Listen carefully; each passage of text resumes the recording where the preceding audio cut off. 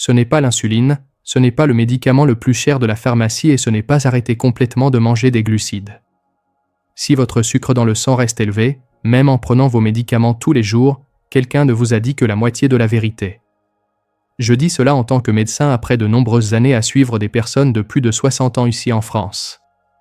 Des hommes et des femmes disciplinés, responsables, qui font tout ce que le médecin demande, mais qui continuent à voir leur glycémie hors de contrôle. Il existe un mythe dangereux qui doit être brisé maintenant.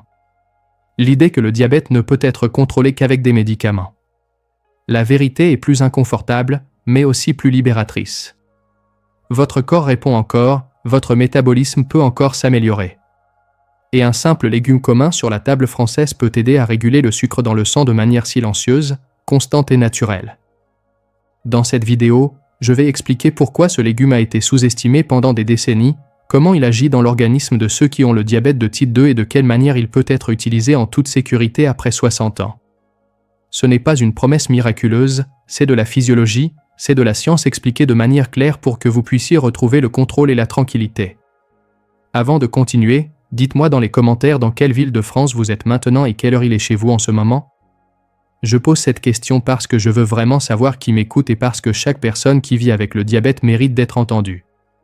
Maintenant, pour comprendre pourquoi ce légume fonctionne, nous devons d'abord démontrer une erreur grave que des millions de personnes continuent à commettre tous les jours sans s'en rendre compte.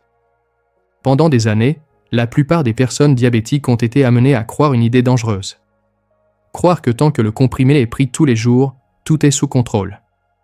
Cette pensée semble logique, elle semble sûre, mais c'est précisément là que commence le problème. En tant que médecin, je vois cela à répétition chez les personnes de plus de 60 ans. Le médicament baisse le chiffre sur le papier, mais le corps continue à souffrir en silence. Beaucoup de mes patients en France disent la même phrase, « Docteur, je fais tout bien, je prends mon médicament, j'évite les sucreries, mais le sucre reste élevé. » Cette frustration ne vient pas d'un manque d'effort, elle vient parce que personne n'a expliqué que le diabète de type 2 ne commence pas dans le sang, il commence dans les cellules, il commence dans la façon dont le corps réagit à l'insuline, pas dans la quantité de sucre que l'on mange en une seule journée. Quand on ne fait confiance qu'aux médicaments, on traite l'effet et on ignore la cause. Le pancréas reste fatigué, le foie continue à libérer du glucose en excès pendant la nuit et les muscles, de moins en moins sensibles à l'insuline, cessent d'absorber le sucre comme ils le devraient. Le résultat est un cercle vicieux que les comprimés seuls ne peuvent pas briser. Je me souviens d'un monsieur de 72 ans de Lyon. Il marchait tous les jours, prenait ses médicaments correctement, mais se réveillait toujours avec la glycémie élevée. Il croyait que c'était normal avec l'âge, ce n'était pas le cas. Ce qui se passait, c'est que son corps était enflammé de manière chronique, quelque chose de commun après 60 ans, et cette inflammation bloquait l'action de l'insuline. Aucun médecin ne lui avait expliqué cela de manière claire. La science aujourd'hui est très claire. La résistance à l'insuline est profondément liée à ce que nous mangeons quotidiennement, pas seulement au sucre visible, mais à la qualité des aliments. Quand l'alimentation est pauvre en fibres et riche en produits raffinés, l'intestin s'enflamme, le glucose entre rapidement dans le sang et le corps entre en mode défense.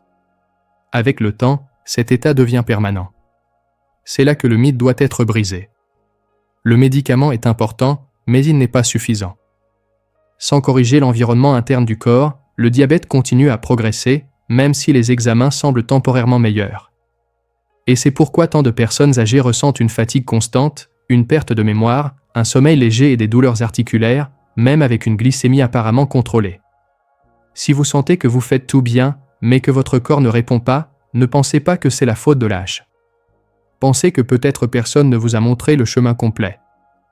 Dans le prochain moment, je vais expliquer pourquoi le vrai contrôle du diabète commence dans l'assiette et comment un simple légume peut aider le corps à recommencer à écouter l'insuline. Si vous mangez peu de sucre, évitez les desserts et que vous vous réveillez quand même avec la glycémie élevée, ce n'est pas de la malchance et encore moins un manque de discipline. Il existe une raison physiologique à cela et presque personne ne l'explique de manière simple. Le sucre dans le sang ne monte pas seulement par ce qui entre par la bouche. Il monte souvent par ce que le corps lui-même produit sans que la personne s'en rende compte. Après 60 ans, le foie devient plus actif pendant la nuit. Pendant que vous dormez, il libère du glucose pour garantir de l'énergie au cerveau. Chez les personnes sans diabète, l'insuline contrôle ce processus. Chez ceux qui ont une résistance à l'insuline, ce contrôle échoue. Le résultat est de se réveiller le matin avec des valeurs élevées, même sans avoir rien mangé. Beaucoup pensent que le problème vient du dîner quand en réalité il vient du métabolisme nocturne. Un autre facteur silencieux est l'inflammation chronique. Avec l'âge, l'organisme accumule de petites inflammations constantes provoquées par une alimentation pauvre, un stress prolongé et un intestin déséquilibré. Cette inflammation agit comme un blocage. L'insuline est bien présente, mais elle ne peut pas agir correctement. C'est comme essayer d'ouvrir une porte rouillée avec une clé neuve. La clé est bonne, mais la porte ne répond pas. Je vois cela tous les jours au cabinet. Des personnes qui disent ne presque rien manger, mais qui ressentent une fatigue extrême, un ventre gonflé et un sommeil léger. Ces signes montrent que le corps est en état d'alerte continue. Quand cela arrive, l'organisme préfère maintenir le sucre élevé dans le sang parce qu'il interprète cette situation comme une urgence. C'est une réponse primitive de survie, pas une erreur de volonté. L'intestin joue un rôle central dans ce processus. On en parle peu, mais la santé intestinale influence directement la sensibilité à l'insuline. Une alimentation pauvre en fibres affaiblit les bonnes bactéries de l'intestin. Sans elles, l'inflammation augmente, l'absorption du sucre accélère et le corps perd la capacité de réguler le glucose de manière stable. C'est un effet domino qui commence dans l'assiette et se termine dans l'analyse de sang. Peut-être que vous vous reconnaissez là-dedans. Vous mangez peu, mais le poids ne baisse pas. Vous dormez, mais vous vous réveillez fatigué. Vous prenez vos médicaments, mais le chiffre ne se stabilise pas. Si cela vous arrive, sachez que vous n'êtes pas seul. Et plus important encore, sachez qu'il existe une façon d'interrompre ce cycle sans violence pour le corps. C'est là que l'alimentation correcte fait la vraie différence. Pas n'importe quel aliment, mais des aliments spécifiques qui calment l'inflammation, nourrissent l'intestin et aident le corps à répondre à nouveau à l'insuline. Dans le prochain moment, je vais présenter un légume simple, traditionnel sur la table française, qui agit exactement sur ces 3 points en même temps. Maintenant, c'est le moment de parler clairement du légume que beaucoup ignorent, mais qui a un impact profond sur le contrôle du sucre dans le sang. Ce n'est pas un produit exotique, ce n'est pas cher et il ne vient pas de l'étranger. Il est présent depuis des générations sur la table française. Je parle des pois chiches. Pendant longtemps, les pois chiches ont été vus seulement comme un accompagnement simple, quelque chose qui remplit le ventre. Peu ont compris que pour ceux qui ont le diabète de type 2, surtout après 60 ans, ce légume peut fonctionner comme un véritable régulateur métabolique quand il est utilisé de la bonne manière. Je me souviens d'une dame de 68 ans de Marseille. Elle avait le diabète depuis plus de 10 ans, prenait ses médicaments correctement et malgré cela les valeurs oscillaient beaucoup. Nous avons introduit les pois chiches de manière régulière, en quantité contrôlée, en remplaçant d'autres glucides raffinés. En quelques semaines, la glycémie à jeûne a commencé à se stabiliser. Ce n'était pas un miracle, c'était la physiologie qui fonctionnait à nouveau. Les pois chiches ont 3 caractéristiques fondamentales. La première est leur richesse en fibres solubles. Ces fibres forment un gel dans l'intestin, retardant l'absorption du glucose. Cela évite les pics rapides de sucre dans le sang, quelque chose d'extrêmement important pour ceux qui ont déjà une résistance à l'insuline. Le corps cesse d'entrer en état d'alarme après les repas. La deuxième caractéristique est leur indice glycémique bas. Contrairement au pain blanc, au riz raffiné ou aux pommes de terre frites, les pois chiches libèrent l'énergie de manière lente et constante. Cela aide le foie à réduire la production excessive de glucose pendant la nuit et améliore la réponse des muscles à l'insuline tout au long de la journée. La troisième, et souvent oubliée, est l'effet anti-inflammatoire indirect. En nourrissant les bonnes bactéries de l'intestin, les pois chiches aident à réduire l'inflammation chronique. Moins d'inflammation signifie plus de sensibilité à l'insuline. Et plus de sensibilité à l'insuline signifie moins de sucre qui circule dans le sang. Beaucoup de patients me demandent si les pois chiches ne font pas grossir ou s'ils ne font pas monter le sucre parce que c'est un glucide. C'est une question légitime. La réponse est simple. Le problème n'est pas le glucide, c'est la vitesse à laquelle il entre dans le sang. Et les pois chiches entrent lentement, en respectant le rythme du corps vieillissant. Quand ils sont introduits correctement, ils aident à contrôler la faim, améliorent le transit intestinal et offrent de la satiété sans agresser le pancréas. C'est exactement ce qui manque dans l'alimentation de beaucoup de personnes âgées qui vivent à base de pain, de biscuits et d'aliments raffinés, en croyant qu'elles mangent peu. Mais attention, les pois chiches ne doivent pas être vus comme une solution isolée ou consommée n'importe comment. La façon de les préparer, la quantité et le moment de la journée font toute la différence. Dans le prochain segment, je vais expliquer ce que la science dit sur ce légume et pourquoi il fonctionne si bien dans l'organisme de ceux qui ont le diabète après 60 ans. Quand nous parlons des pois chiches comme alliés dans le contrôle du diabète, nous ne parlons pas de tradition ou de croyances populaires. Nous parlons de mécanismes biologiques bien documentés. La science explique avec clarté pourquoi ce légume fonctionne de manière si efficace dans l'organisme vieillissant, surtout chez les personnes avec le diabète de type 2. Le premier mécanisme est lié à la réponse glycémique postprandiale, c'est-à-dire ce qui arrive au sucre dans le sang après avoir mangé. Les pois chiches contiennent une combinaison unique de fibres solubles, d'amidon résistants et de protéines végétales. Cette combinaison ralentit la vidange de l'estomac et l'absorption du glucose dans l'intestin. Le résultat est une courbe de sucre plus basse et plus longue, sans pics abrupts qui forcent le pancréas à travailler en excès. Le deuxième mécanisme implique directement la sensibilité à l'insuline. Des études montrent que les régimes riches en légumineuses améliorent la façon dont les cellules musculaires répondent à l'insuline. En termes simples, l'insuline parle mieux avec les cellules. Ceci est fondamental après 60 ans, quand la résistance à l'insuline tend à augmenter naturellement avec la perte de masse musculaire et avec l'inflammation chronique. Il existe encore un troisième effet moins connu, mais extrêmement important. Les pois chiches nourrissent les bactéries bénéfiques de l'intestin, qui produisent des substances anti-inflammatoires, comme les acides gras à chaîne courte. Ces substances aident à réduire l'inflammation systémique, cette inflammation silencieuse qui bloque l'action de l'insuline et accélère le vieillissement métabolique. Peut-être que vous pensez maintenant si cela fait vraiment une différence en pratique. Oui, cela fait une différence. Dans les observations cliniques, les personnes qui remplacent les glucides raffinés par des légumineuses présentent un meilleur contrôle de la glycémie à jeûne, moins de variations au long de la journée et même des améliorations dans les niveaux de cholestérol. Tout cela sans augmenter la dose de médicaments. Un autre point relevant est l'impact sur le foie. La consommation régulière de pois chiches aide à réduire la production excessive de glucose hépatique pendant la nuit. Cela explique pourquoi beaucoup de personnes commencent à se réveiller avec des valeurs plus basses le matin, quelque chose qui semblait impossible avant même avec un jeûne prolongé.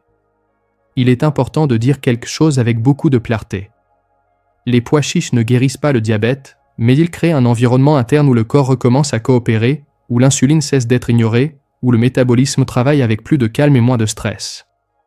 Pour un organisme vieillissant, cela fait toute la différence. Cependant, la science montre aussi que l'effet dépend de la façon dont les pois chiches sont préparés et consommés. Trop cuire, mélanger avec de mauvais aliments ou exagérer dans la quantité peut annuler une partie des bénéfices. C'est pourquoi dans le prochain segment je vais l'expliquer exactement comment utiliser ce légume de manière pratique et sûre au quotidien, surtout après 60 ans. C'est ici que beaucoup de personnes se trompent, même après avoir découvert le pouvoir des pois chiches. Manger le bon aliment de la mauvaise manière peut annuler complètement les bénéfices. Dans certains cas, cela peut même faire monter le sucre dans le sang. C'est pourquoi ce point demande une attention totale, surtout après 60 ans, quand le corps ne tolère plus les excès. La première erreur commune est la quantité. Les pois chiches sont sains, mais restent un glucide. Manger de grandes portions, surtout le soir, surcharge le foie et favorise l'augmentation de la glycémie matinale. La dose correcte ne remplit pas l'assiette, elle accompagne le repas. En général, de petites quantités régulières fonctionnent beaucoup mieux que de grandes portions occasionnelles. La deuxième erreur est dans la façon de préparation. Les pois chiches mal trempés ou mal cuits irritent l'intestin, provoquent des gaz et de l'inflammation. Cela nuit exactement au mécanisme que nous voulons améliorer. L'idéal est de tremper pendant plusieurs heures, jeter l'eau et cuire jusqu'à ce qu'ils soient tendres, mais pas d'effet. Ainsi, ils sont mieux tolérés et maintiennent leurs fibres fonctionnelles. La troisième erreur est la combinaison avec de mauvais aliments. Mélanger les pois chiches avec du pain blanc, du riz raffiné ou des viandes transformées transforme un repas équilibré en une bombe glycémique. L'effet protecteur se perd. Les pois chiches fonctionnent mieux quand ils sont combinés avec des légumes, de l'huile d'olive, des herbes naturelles et une source modérée de protéines. Cette combinaison ralentit encore plus l'absorption du sucre. Un autre point critique est le moment de la journée. Pour la plupart des personnes avec le diabète de type 2, les pois chiches sont mieux tolérés au déjeuner ou en début d'après-midi. Le soir, le métabolisme ralentit et le glucose tend à monter plus facilement. Chaque organisme est différent, mais cette règle simple évite beaucoup de problèmes silencieux. Certains demandent s'ils peuvent consommer des pois chiches tous les jours. Dans la plupart des cas, oui, tant que la quantité et la préparation correcte sont respectées. La consommation régulière crée de la stabilité métabolique. la consommation exagérée crée de l'instabilité. La différence est dans l'équilibre, pas dans l'exclusion. Je veux que vous compreniez quelque chose de très important. Il ne s'agit pas de suivre un régime rigide ou de compter les calories. Il s'agit d'apprendre au corps à réagir avec moins de stress. Quand l'alimentation respecte le rythme de l'organisme vieillissant, la glycémie cesse d'osciller de manière agressive. Si jusqu'à aujourd'hui on vous a dit seulement d'éviter le sucre et de prendre vos médicaments, sachez que cette orientation est incomplète.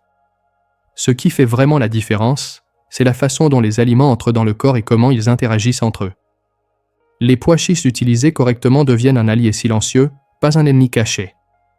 Dans le prochain segment, je vais montrer que les bénéfices de ce légume ne se limitent pas au sucre dans le sang. Il influence aussi le cerveau, le sommeil et l'inflammation chronique, 3 domaines profondément affectés par le diabète au fil des années.